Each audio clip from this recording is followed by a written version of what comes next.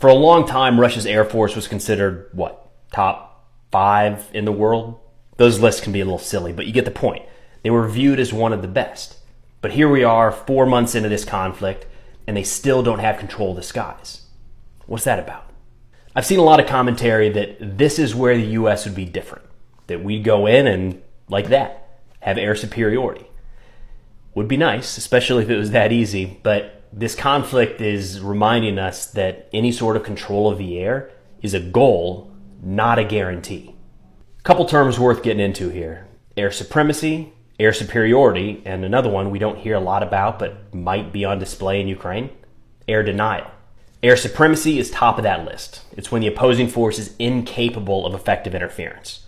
For the U.S., that was the case in the war in Afghanistan and most of the war in Iraq. Air superiority is the next step down. Think the situation towards the end of World War II. Germany and Japan still had an air force, and it posed a threat, but for the most part, the Allies could do what they wanted. Air denial, then, isn't a matter of gaining control of the skies, but keeping that control out of the hands of the enemy.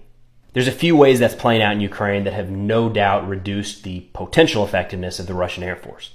The first of those are surface-air missiles, specifically the mobile variety. Ukraine's primary asset on this front is the S-300. Russia has those and S-400s, and these have a range out past 90 miles, can be moved all around the battlefield, and when they're not in use, can be pretty easily hidden. Ukraine has shot down a fair amount of Russian aircraft, but what's causing air denial is that these mobile SAM sites could be anywhere on the battlefield, and Russia doesn't know where they are.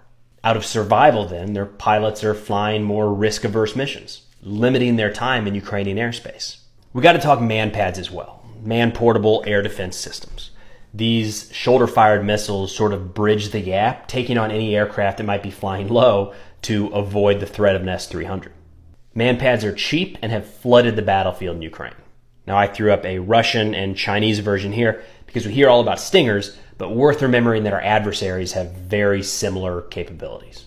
So to bring it back to air superiority, I think Ukraine is showing what a country with a respectable inventory of modern anti-aircraft weapons can do to challenge that, even against a country with a top 5 air force.